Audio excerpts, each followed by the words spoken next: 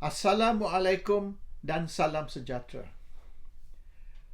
Hari ini Muhyiddin Yassin telah bangkitkan janji-janji Pakatan Harapan ataupun Anwar Ibrahim di dalam manifesto pilihan raya mereka yang belum lagi ditunaikan atau belum lagi dilaksanakan. One list of election promises not yet delivered. Pilihan raya dulu pun, PRU 14, mereka buat macam-macam janji. Tapi dia orang tidak boleh nak tunaikan. They couldn't deliver all these promises. Dan Tun Dr. Mahathir Mohamad, Perdana Menteri Pakatan semasa itu, tahun 2018, telah berkata, janji-janji di dalam pilihan raya ataupun di dalam manifesto pilihan raya bukan kitab suci dan tidak perlu kerajaan menunaikan janji ini, because it's not the holy book, it's not the Bible. Janji itu hanya untuk nak menang pilihan raya. Tidak semesti selepas menang pilihan raya kita tunaikan janji itu. It doesn't mean we deliver those promises. Those promises is just to win the election, not to deliver after the election. Itu yang telah dijelaskan oleh Tun Dr. Mahathir Mohamad, Perdana Menteri Pakatan Harapan semasa itu. Tapi saya tak kisah sangat pasal janji pilihan raya. Manifesto pilihan raya ni is only look good document. Maknanya kita nak tunjuklah pengundi yang ini kita akan buat untuk mendapat undi. Tidak semesti kita akan buat selepas kita dapat undi mereka. Tapi yang penting ialah janji selama 25 tahun. 25 years promise. Yang diulang tiap-tiap kali di dalam ceramah, di dalam mana-mana majlis. Ulang again and again and again, repeat. Apa mereka akan buat, apa Pakatan Harapan akan buat, dan yang lebih penting, apa Anwar Ibrahim akan buat sekiranya dia berkuasa, sekiranya dia dilantik sebagai Perdana Menteri, sekiranya dia menang pilihan raya dan berjaya bentuk kerajaan. These are the promises he made over 25 years, selama 25 tahun. Jadi ramai orang menyokong Anwar, menyokong pembangkang, menyokong pakatan dan sebelum tu Barisan Alternatif kerana janji-janji itu. Dia telah janji ini akan berlaku, itu akan berlaku, mereka akan buat ini, mereka akan buat itu apabila mereka berkuasa kelak. Jadi ramai rakyat berbilang kaum, all races, Cina, India, Melayu, Sabah, Sarawak, misalnya semua sokong pembangkang semasa itu, pembangkang dan Anwar Ibrahim semata-mata kerana dia memberi gambaran Malaysia akan menjadi baik, Malaysia akan reform, akan berlaku perubahan atau reformasi di Malaysia sekiranya mereka memerintah. Satu daripadanya misalnya, mereka janji royalty minyak yang sekarang ni 5% akan dinaikkan ke 20% untuk Terengganu, Kelantan, Sabah dan Sarawak. Jadi mereka mendapat sokongan dari Sabah, Sarawak, Terengganu, Kelantan berdasar kepada janji yang royalty minyak akan dinaikkan ke 20% dari hanya 5%.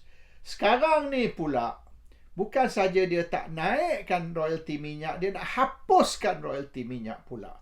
Sekarang ni dia orang kata yang sebenar Terengganu, Kelantan tidak ada hak.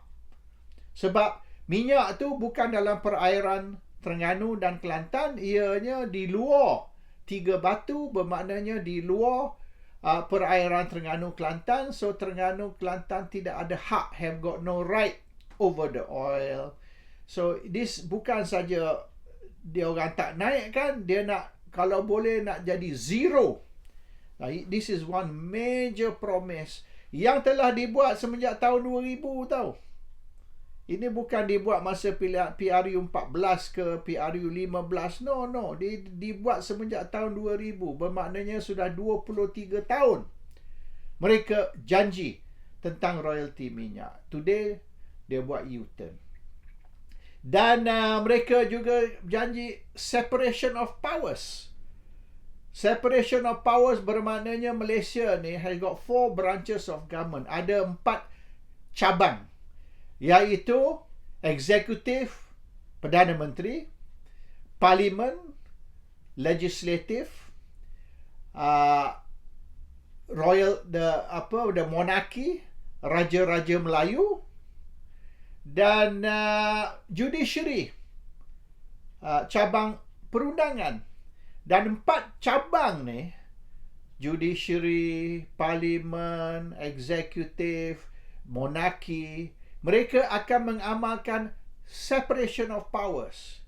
Supaya bila berlaku separation of powers, maknanya tidak akan salah guna kuasa dan akan ada checks and balances. Kita tidak ada kuasa mutlak, baik Perdana Menteri ke, baik judiciary ke, ataupun parlimen sekalipun.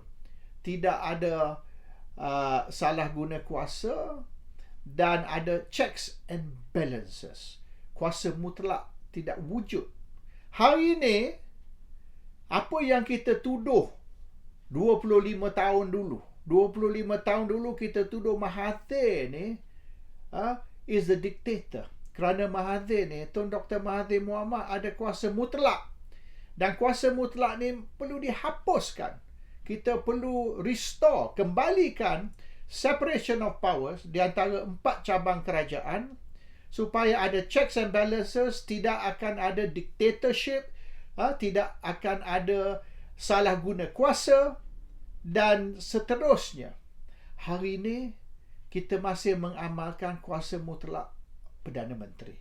Apa beza sekarang dengan zaman Tun Dr. Mahathir Mohamad 25 tahun dulu, apabila kita menentang Tun Dr. Mahathir Mohamad kerana dia mengamalkan dictatorship, dia tidak mengamalkan separation of powers. Today, kita kembali ke era, kembali ke zaman Mahathir. This is one major issue yang sebab apa kita menentang Mahathir, sebab apa kita sokong gerakan reformasi, sebab apa kita sokong pembangkang. One important reason, satu sebab yang sangat-sangat penting ialah dictatorship dan tidak ada separation of powers. 4 cabang kerajaan. Hari ini everything is in the hands of the Prime Minister. Dan so 25 tahun berjuang untuk reformasi, berjuang untuk perubahan. What have we got? We are back to where we were 25 years ago. 25 tahun dulu kita sudah kembali ke era dictatorship, era tidak ada separation of powers, tidak ada checks and balances. Ini yang more important, the most important in fact. Sebab kita nak lari dari dictatorship, kita nak hapuskan dictatorship. Hari ini we are still in the era of dictatorship.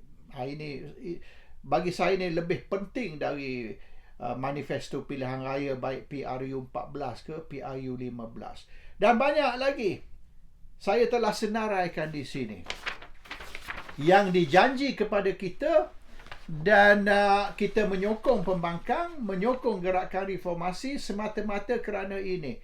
Kita dijanji apa?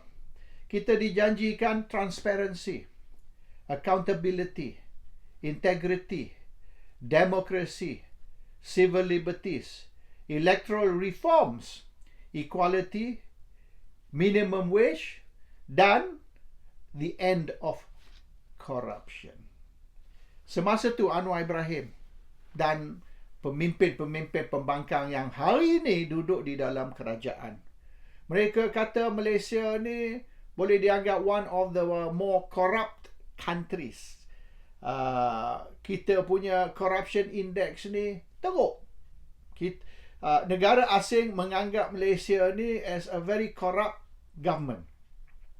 Dan ekonomi kita pun terjejas. Our economy is affected. Sebab pelabur asing, bila dia tengok Malaysia ni very high on the corruption index, mereka takut nak melabur di Malaysia ni. Lebih lagi apabila kerajaan tanda tangan perjanjian lah dengan syarikat-syarikat asing misalnya. Dan apabila berlaku pertukaran kerajaan, kontrak itu dibatalkan. Kontrak is a contract. Tapi oleh kerana kontrak tu ditandatangani dengan kerajaan sebelum ni, bila kerajaan baru ambil kuasa, kontrak tu semua dibatalkan dan telah berlaku apabila UMNO Barisan Nasional ataupun Perdana Menteri Najib Tun Razak digulingkan, semua kontrak-kontrak dengan negara lain cancel. And ini menyebabkan pelabur asing takut. Dan bila dia tengok kerajaan Anwar Ibrahim atau kerajaan Pakatan Barisan ini tidak stabil dan berlaku huru-hara di dalam tiap-tiap parti politik di dalam kerajaan yang mungkin akan menyebabkan kerajaan jatuh, pelabur asing takut. Kalau mereka melabur di Malaysia, kalau mereka tanda tangani perjanjian atau kontrak dengan kerajaan Malaysia, kalau kerajaan Malaysia tu jatuhlah dalam beberapa bulan lagi ataupun tak sampai setahun lagi kerajaan sekarang ni jatuh, mereka dalam situasi bahaya. Their contract can be cancelled. Apa saja boleh berlaku sebab Malaysia ni tidak menghormati perjanjian. Dan dengan Petronas membatalkan kontrak dengan Terengganu dan Kelantan, iaitu the kontrak yang ditandatangani pada tahun 74 dan satu lagi kontrak yang kedua yang ditandatangani tahun 76. Kalau Petronas dengan senang saja cancel kontrak dengan dua kerajaan negeri, maka Malaysia memang tidak menghormati perjanjian. Mereka tidak ada keadilan. Dan kalau Terengganu dan Kelantan kontrak untuk royalty boleh dibatal macam tu saja, bagaimana dengan pelabur asing? They are not protected. Lagi bahaya. So, keadaan ekonomi kita, masalah ekonomi kita, sikit sebanyak kerana pelabur asing takut dengan Malaysia. Mereka takut yang kalau mereka labur di Malaysia atau enter into any contract with any Malaysian company ataupun Malaysian government, apa saja boleh berlaku dan they are not protected. Mereka tidak dipelihara. So, Malaysia punya reputation ni buruk. Pelabur asing, syarikat-syarikat international rasa tak selamat kalau labur di Malaysia. This is akibat dia. This is one of the effects of kita punya sistem. Dan mereka kata, okay, masalah dia is UMNO.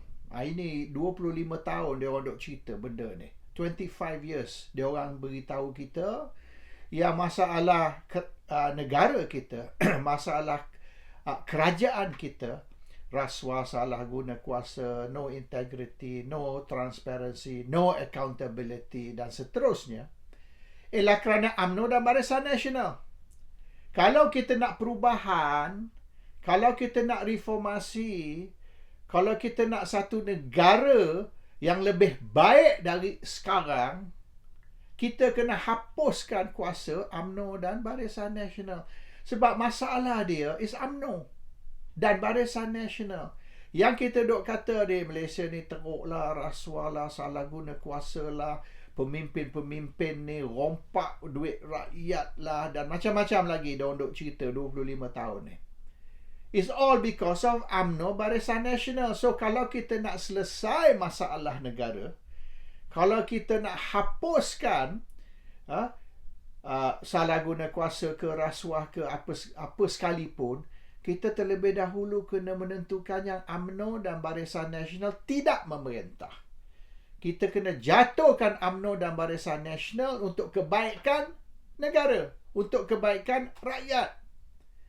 Lepas tu, apabila mereka menang pilihan raya, apabila mereka memerintah, apabila Anwar Ibrahim menjadi Perdana Menteri yang ke-10, dia tarik UMNO Barisan Nasional masuk kerajaan.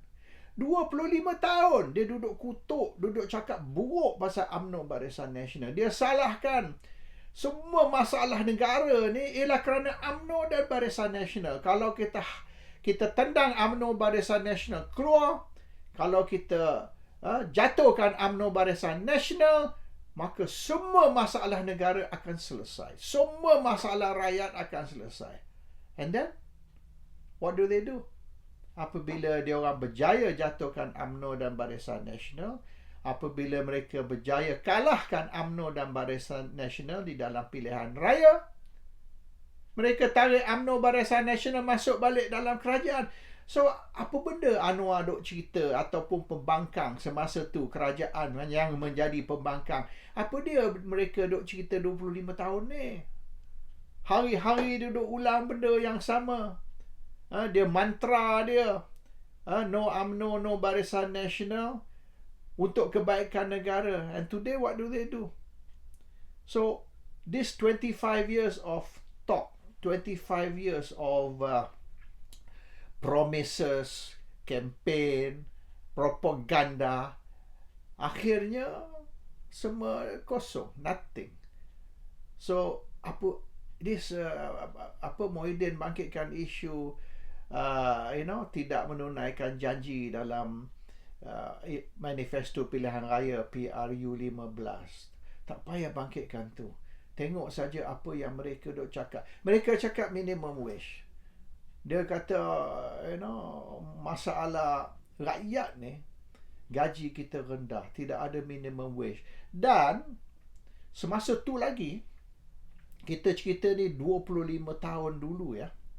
25 tahun dulu mereka sudah kata minimum wage, gaji minima sepatutnya 1,200, 1,200 ringgit a month. 25 tahun dulu. Kalau 25 tahun dulu mereka dah desak kerajaan untuk menetapkan minimum wage ataupun gaji minima sebagai 1,200 sebulan, hari ni sepatut berapa selepas 25 tahun? Bermaknanya kalau 25 tahun dulu mereka sudah kata minimum wage sepatutnya 1,200, hari ini sepatutnya 2,500. At least 2,005 minimum wage. Dan kalau di bandar besar, bandar raya macam Kuala Lumpur, 2,500 pun tak cukup. Sekurang-kurang 3,200 minimum. Itu pun kalau laki bini kerja. Kalau laki saja kerja, bini duduk rumah jaga anak, itu pun masalah. So we are talking about minimum wage 1,200 yang mereka nak 25 tahun dulu. We should be now 2,005 or 3,000 plus, bergantung kepada di mana kita bekerja, di mana kita duduk. And today, berapa minimum wage? So, semua yang dia cakap tu buat sedap dengar saja. Nice to hear. Inilah, itulah, kita janji inilah, kita janji itulah. Today, dia orang dah berkuasa, dia orang dah bentuk kerajaan 100 hari. What have they done?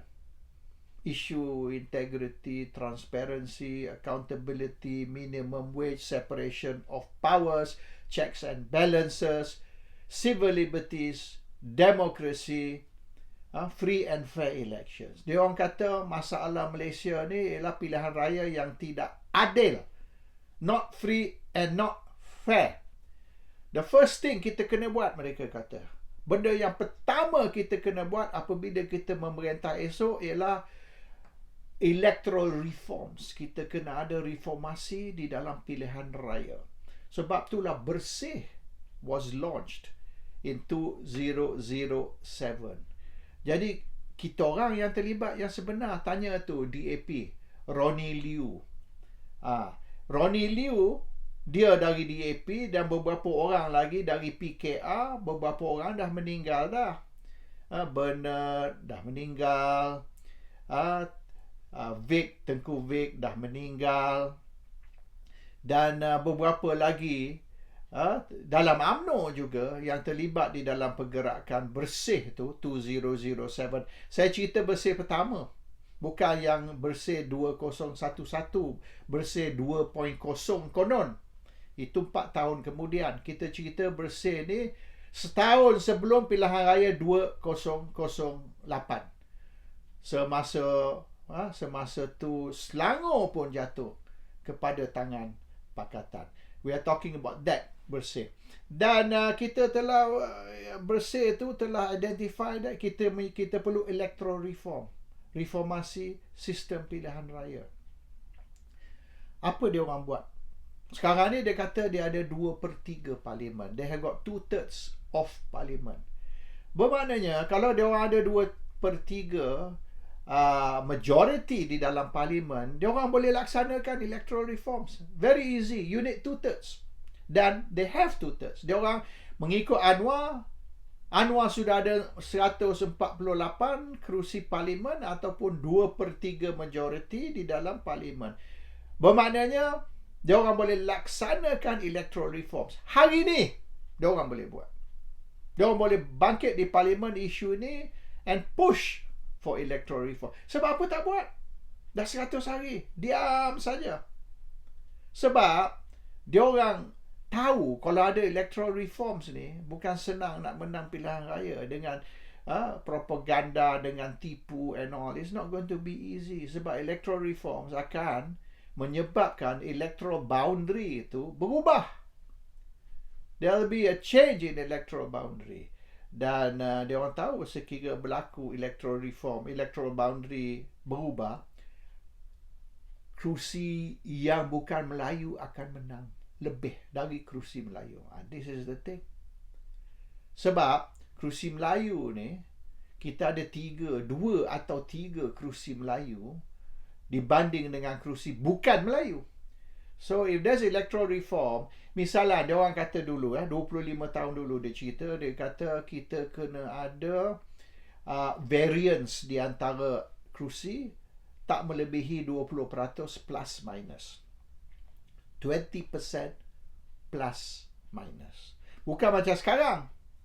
Satu kerusi itu 3 kali besar dari kerusi lain. No.